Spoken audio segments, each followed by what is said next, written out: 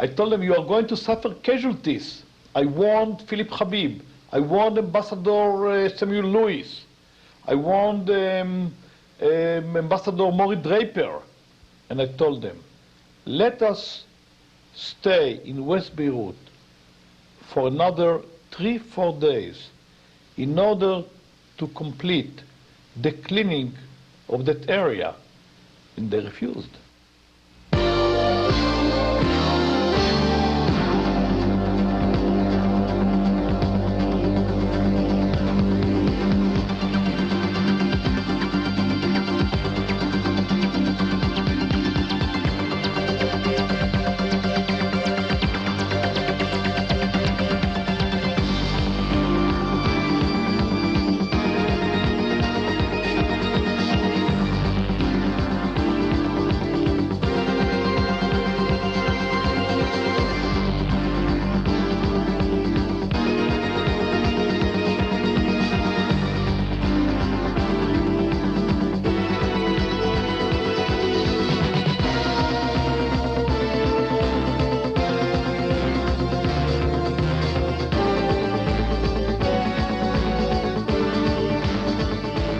Whatever one may think of Ariel Sharon's politics, he is recognized universally as one of the great military minds.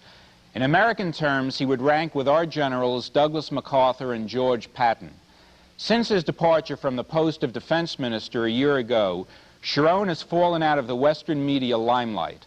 But this colorful and controversial figure continues to be a dominant force on the Israeli political scene. I'm Stanley Rosenblatt.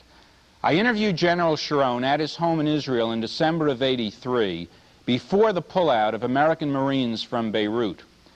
More than 200 of those Marines aren't returning because of what Sharon basically says were blunders in American policy that opened the door to last October's terrorist attack.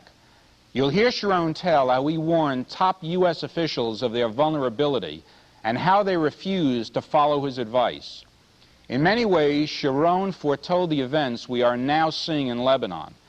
In retrospect, one could now look at this as an "I told you so" interview, because Syria, which Israel crushed militarily, now dominates Lebanon. Sharon goes on to remind us that Israel never requested the Marines and points out with irony the fact that their original mission was to give the defeated PLO safe conduct out of Lebanon. He also makes it clear that Israel is not interested in acquiring any Lebanese territory. On the other hand, they did not lose close to 600 soldiers simply to allow terrorists to re-infiltrate southern Lebanon. Sharon comments that there is great bitterness in Israel against the double standard of the American media toward Lebanon, a media which they say was essentially silent during the 7-year civil war that raged there before the Israeli invasion of June 1982. Israelis hoped for a stable, strong central government in Lebanon that would have eventually signed a peace treaty with their country. They realize now this will not happen.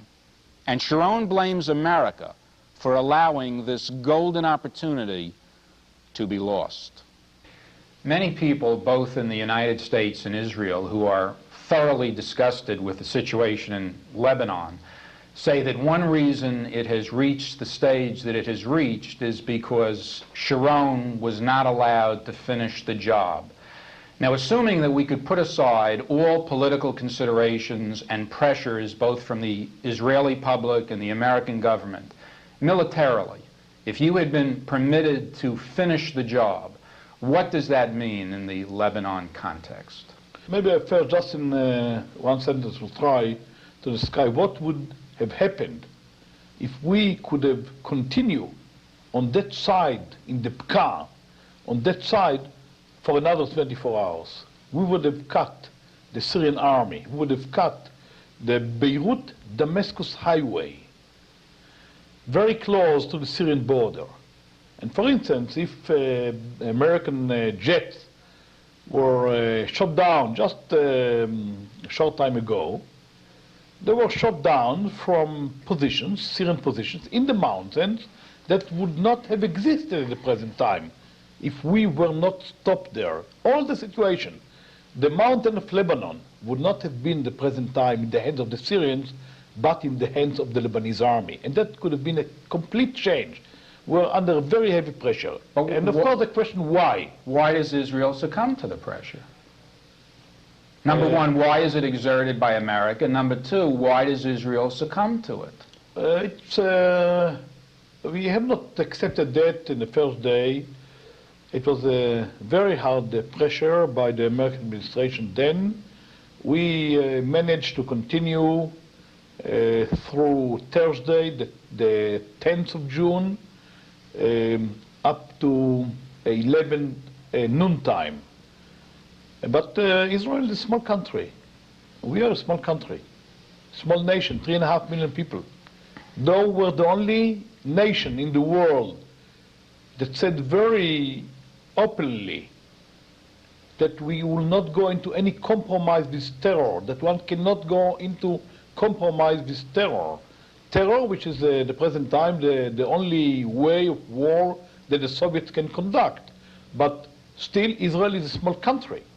So we resisted the pressure as much as we could, and then on the 11th, at noon, we stopped. The question, of course, why the American administration did it?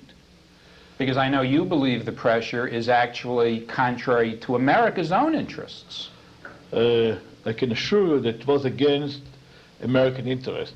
Here we come to maybe to the main American mistake of diplomacy. The American administration thought that through the question of Lebanon, which was very complicated by itself, they would be able to solve other issues in the Middle East. Such as the West Bank. Such as, you call it the West Bank, and we call it Samaria, Judea, and Gaza. The question of relations with Syria, the attempt to bring the Syrians on their side, which was, I would say, a hopeless thing. It was such a naive approach. And we saw later the failure of the diplomacy, which has been admitted already a long time ago in Washington. And the attempt to please the Arab world, Saudi Arabia, Jordan, and so on. So therefore, the Americans altogether prevented us from moving. And when I speak about moving forward there, it was only a question of a few miles, not more than that, in order to block the Beirut-Damascus highway there, and that would have changed all the situation around Beirut. That is about the Syrians. Now we have to come to the question of the terrorists themselves. The fact that we were stopped. Stopped by America. Stopped by American pressure. Pressure, if you want to know what the meaning of pressure, if you'll take the blood libel of Sabra and Shatila, which you see now what happened in the Shuf Mountain, in Tripoli, in Dir el-Kamar, in all those places where they were massacring each other. I'd say one can only realize now that the Sabra and Shatila was a pure blood libel and slander campaign which weakened Israel. There are so many ways to weaken a country. And we don't see any commissions of inquiry having been appointed to investigate the other massacres. No, not at all. As a matter of fact, the last time we've talked, you emphasized very strongly what you considered to be the media hypocrisy in the entire coverage of Lebanon, the civil war before Israel went in June of '82. There were so many places where thousands of people were massacred. Just now at the Shuf Mountain. Weeks ago, during weeks, sometimes within a distance of few hundred yards from multinational forces position. More than 1,000 Christians were massacred in the most brutal way, and nobody interfered. Including the Christian world. Nobody interfered in the Christian world. No one interfered. As no one interfered during 8 years of Syrian occupation, of almost 50% of the total area of Lebanon, and the PLO domination of all southern Lebanon and West Beirut. But I would like to come talking about the result of the pressure. The American Marines in the area of Beirut, the international airport, are under heavy fire all the time. They came there as peacekeeping forces. Hundreds of them were killed, being in beds, not in assault. While they were digging for dead bodies in the ruins there, dead American Marines. American Marines. They were like almost every day under light weapon fire and light mortars from distance of few hundred yards. They were under fire from places that were in our hands and that were handed to them when we redeployed our forces, when the multinational force arrived to Beirut. They were clean and empty. And I remember that I warned them dozens and dozens of times. I warned them, don't use the multinational force as a barrier behind which the terrorists will organize, reorganize, restore their positions.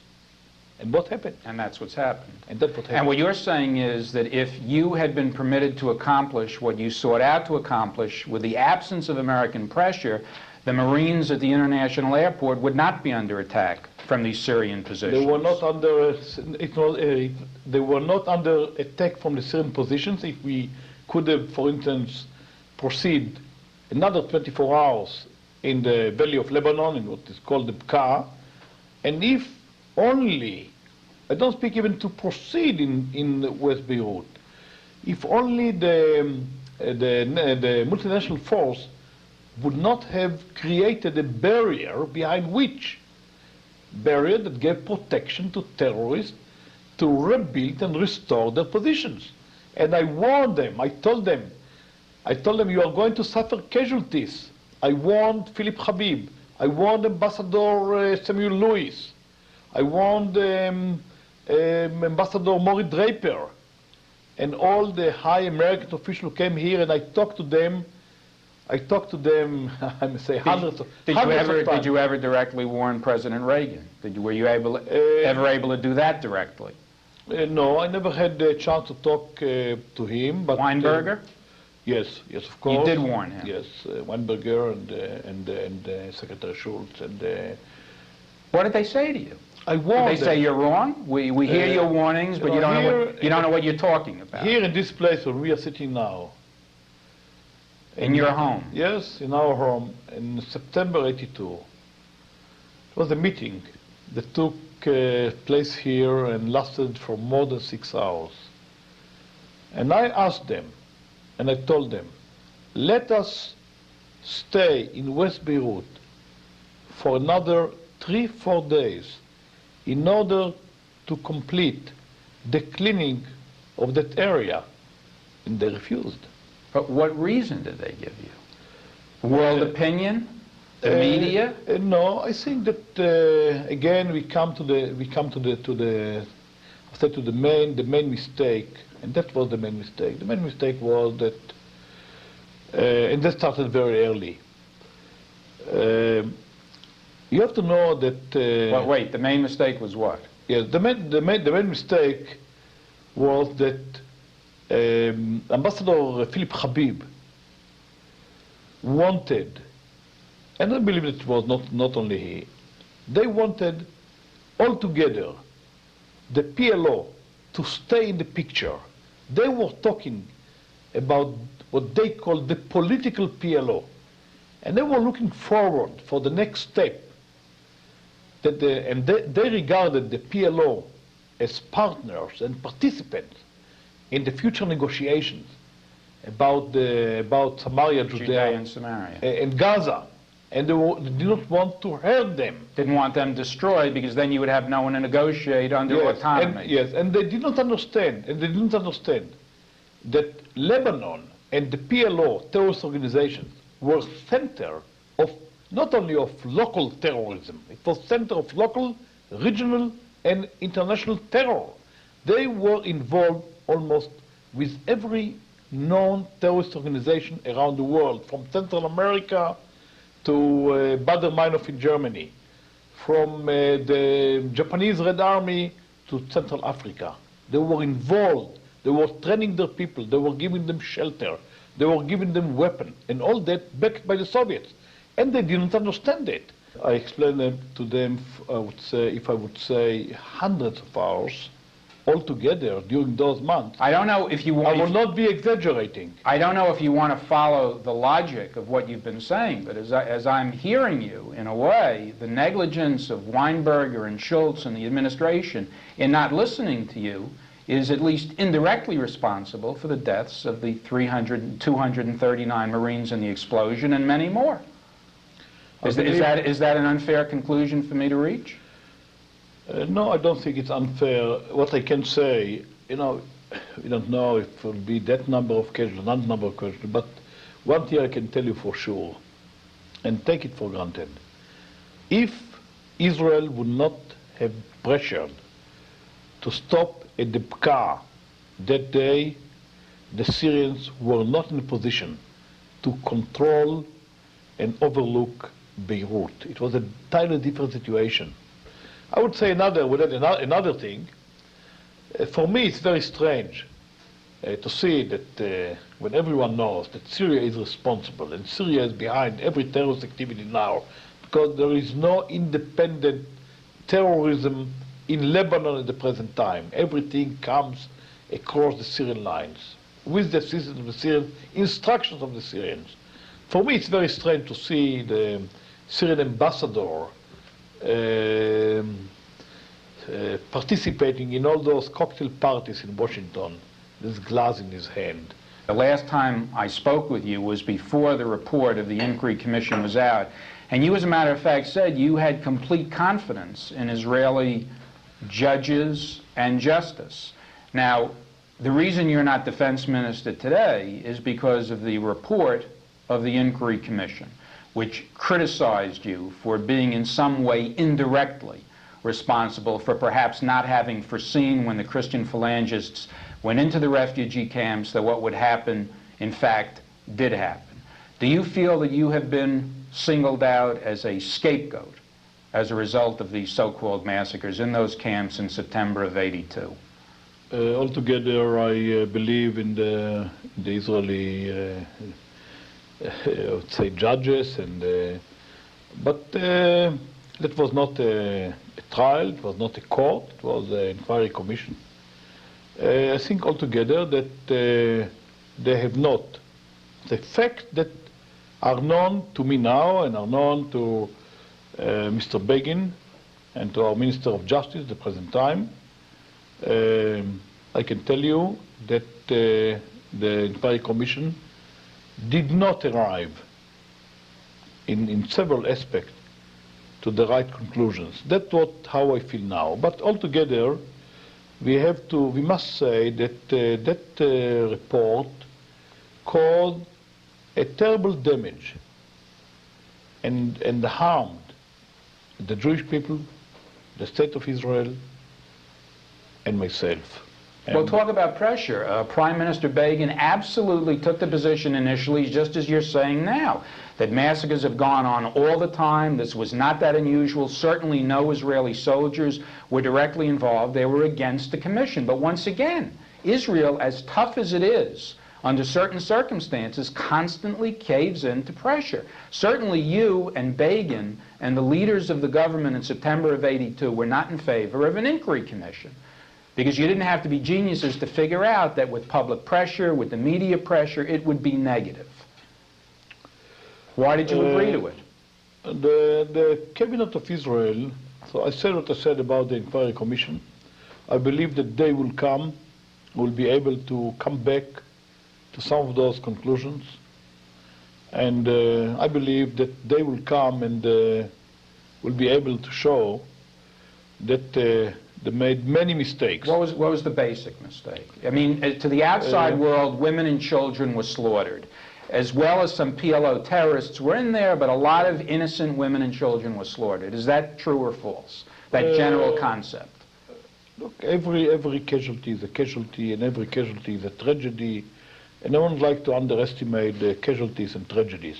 But I think we have to look at the facts. Number of casualties, but that is not the important part of it. Number of casualties altogether, there are 470. Among them, according to the Red Cross and the Lebanese Inquiry Commission, their own, but I would like to refer mostly to the Red Cross. Between 35 to 70 out of 470 were women and children. It depends on what report, about 2 reports. The rest, most of them, were terrorists.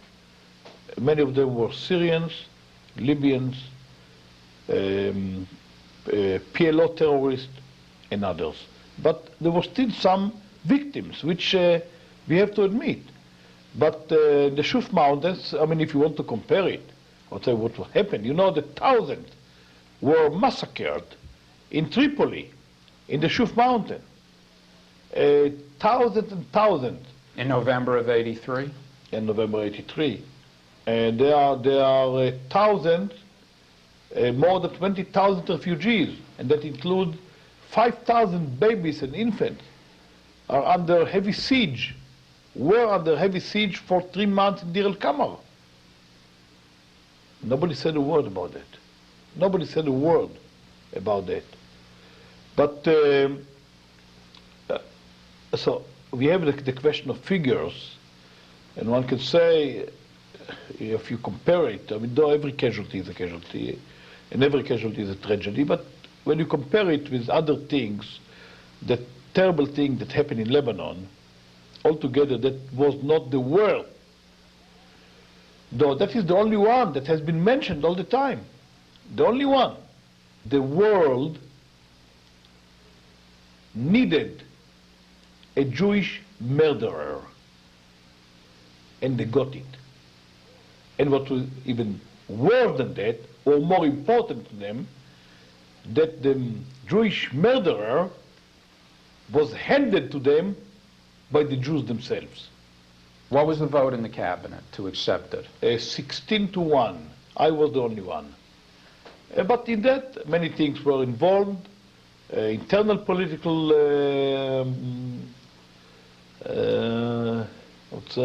struggles, political pressure, weakness of the government, and so on and so on. Do you think that has ruined you politically, or do you feel you still have a political future in Israel? No, it did not. It didn't ruin me. It's a political life. Once I decided to go into political life, I could have enjoyed my life here on the farm. I'm a farmer myself. I was born on a farm. I could have enjoyed it. I believe that Israel is in a position that we have still many problems to solve, and believe that I can contribute. I can tell you, I believe, trying to be humble, but I must tell you, I think that you don't have to try to be humble. Look, I think be realistic. Be factual. I believe that if I would have stayed, many tragic events could have been prevented. Such as?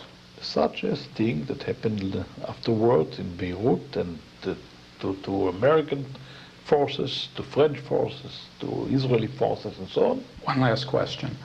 Approximately 560 Israelis have lost their lives since June 1982, when the Israeli Defense Forces went into Lebanon. With the benefit of hindsight, has that very heavy price, in your opinion, been worth it? It is a very heavy price. And every casualty, it's a heavy price. And every casualty is a tragedy. And when you lose something in your family, you never forget there, and you can never overcome that. And so, of course, the price was very heavy. And people say, look, it was a war of choice. You could have gone there, you could have not gone there. We had to take a decision. We have been fighting Palestinian terrorism for the last 100 years.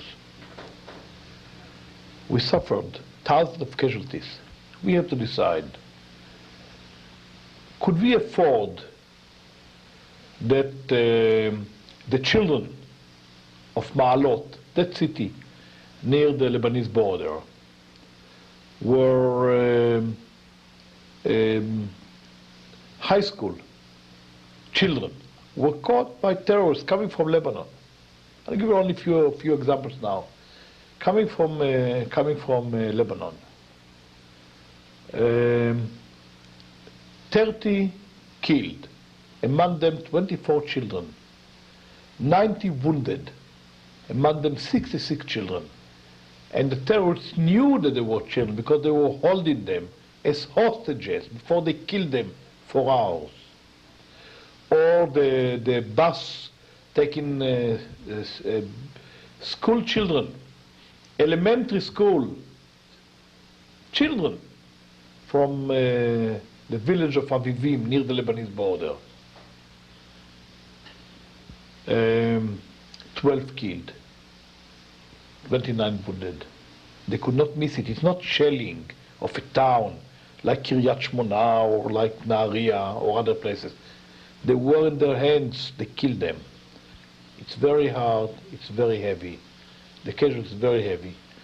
But we live in an area where in order to exist and survive, it must be clear that there are some things that cannot be allowed.